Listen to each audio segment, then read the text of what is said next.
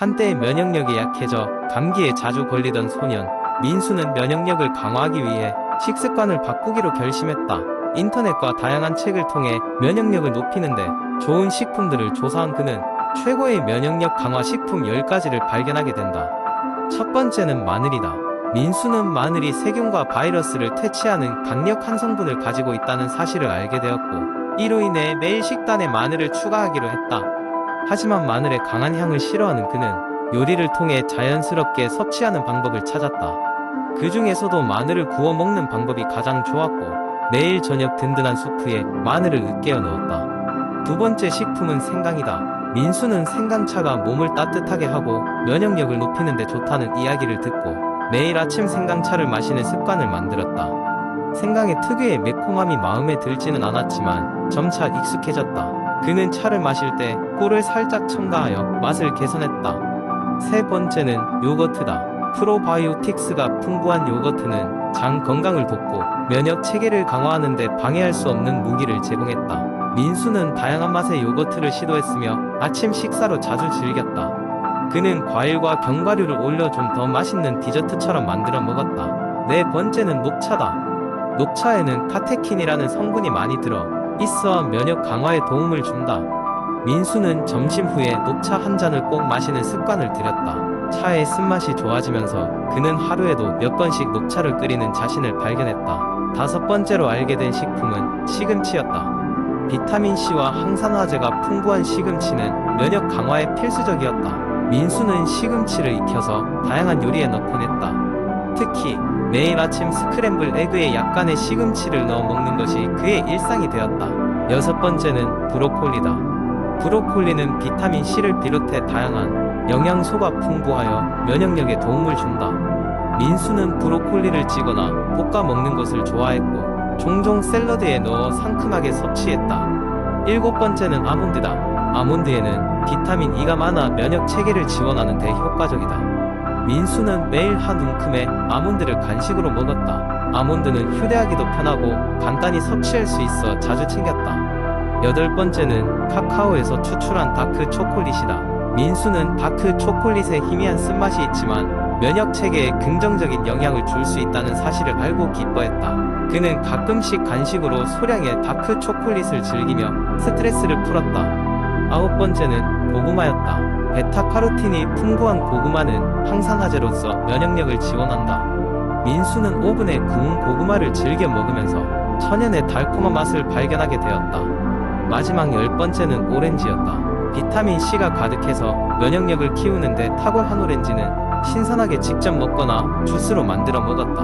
민수는 오렌지를 먹을 때마다 상쾌함을 느꼈다. 이렇게 매일 꾸준히 면역력에 좋은 식품들을 섭취한 민수는 점차 건강을 회복했다. 감기로 지친 날들이 줄어들었고 이제는 활기찬 일상을 즐기면서 새로운 식습관의 가치를 깨닫게 되었다. 민수의 이야기는 면역력을 높이고자 하는 이들에게 분명 도움을 줄 것이다. 두 번째 이야기, 수면의 질은 우리의 일상생활과 직결된 중요한 요소입니다. 현대 사회에서 많은 사람들은 스트레스, 불규칙한 생활 습관, 전자기기의 과다 사용 등으로 인해 수면의 질이 떨어졌습니다. 이를 해결하기 위해 아래 5가지 과학적 방법이 제안되었습니다.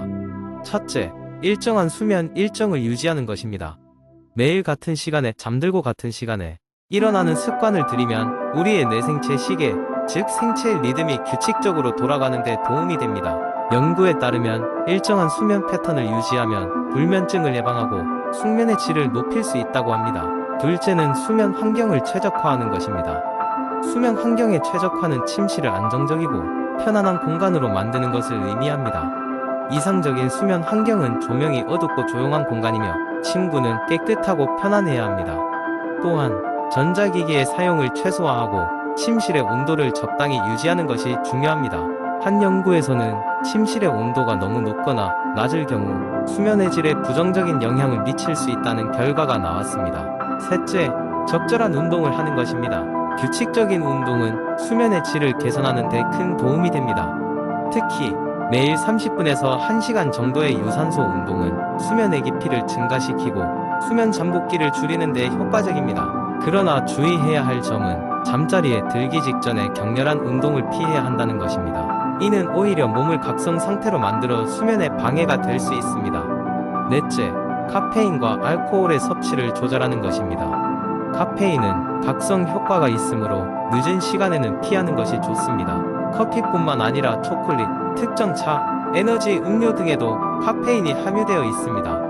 알코올은 일부 사람들에게 잠이 드는 것을 도와줄 수 있지만 수면의 질을 저하시키며 중간에 잠에서 깨게 할 가능성이 높습니다. 따라서 취침 전에 카페인과 알코올의 섭취를 피하는 것이 바람직합니다. 마지막으로 스트레스 관리가 필요합니다. 스트레스는 수면의 질을 저하시키는 주요 원인 중 하나입니다. 명상, 요가, 심호흡과 같은 이러한 기법은 스트레스를 감소시키고 마음을 진정시켜 수면의 질을 향상시키는데 효과적입니다. 또한 일기를 쓰거나 감사하는 마음을 가지는 것도 스트레스를 줄이는 데 도움이 될 수 있습니다.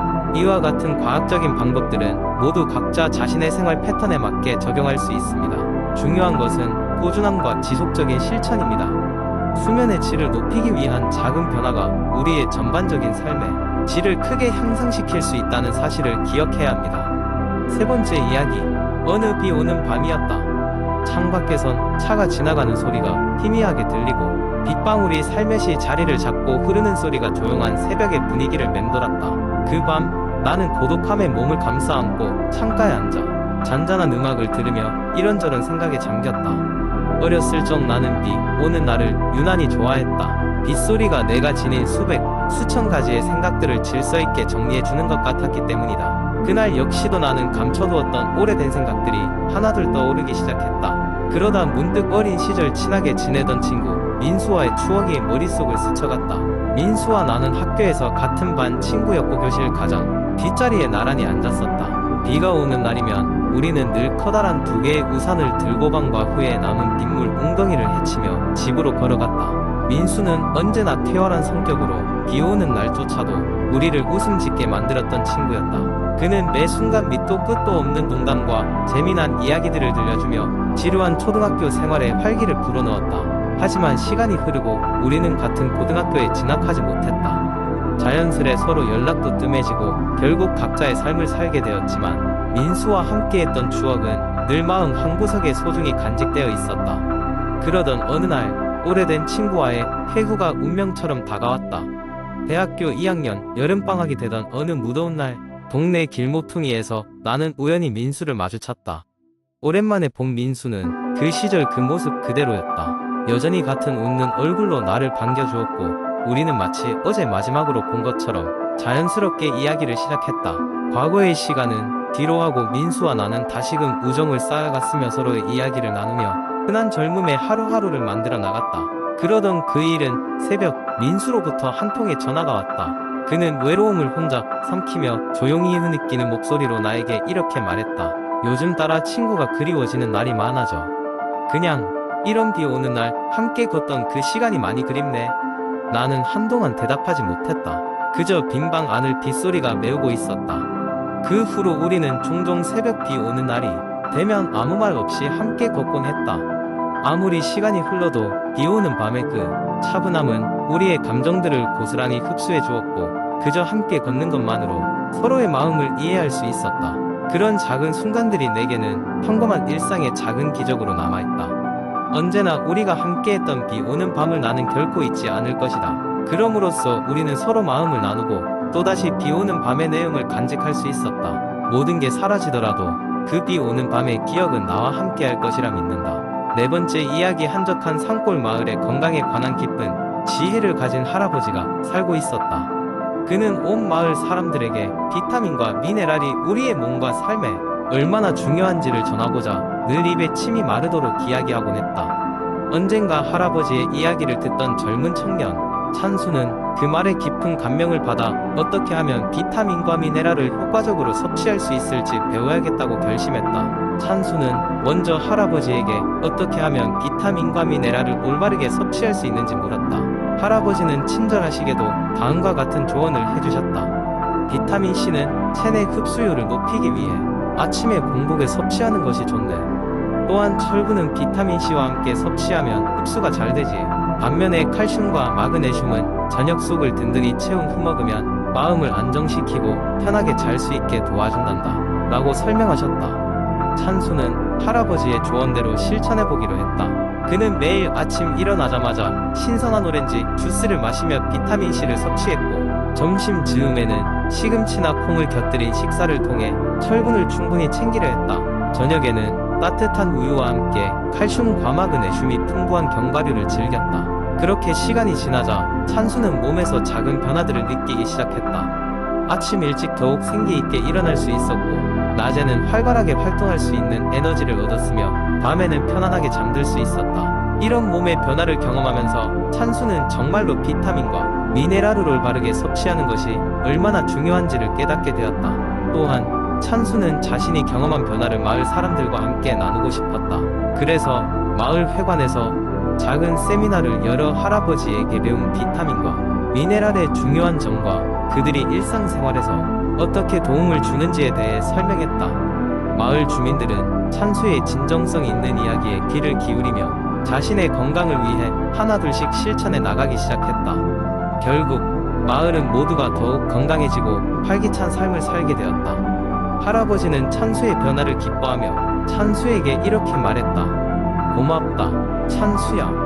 너 덕분에 우리의 마을이 더 건강하고 행복해졌구나. 할아버지의 말씀에 찬수는 마음 한편이 따뜻해지며 그 말을 깊게 가슴에 새겼다. 시간이 지나 찬수는 종종 도시의 사람들에게도 이런 이야기를 전하며 올바른 비타민과 미네랄 섭취의 중요성을 많은 사람들에게 알리게 되었다. 찬수의 노력은 이렇게 사람들에게 긍정적인 영향을 미치며 널리 퍼져나갔다.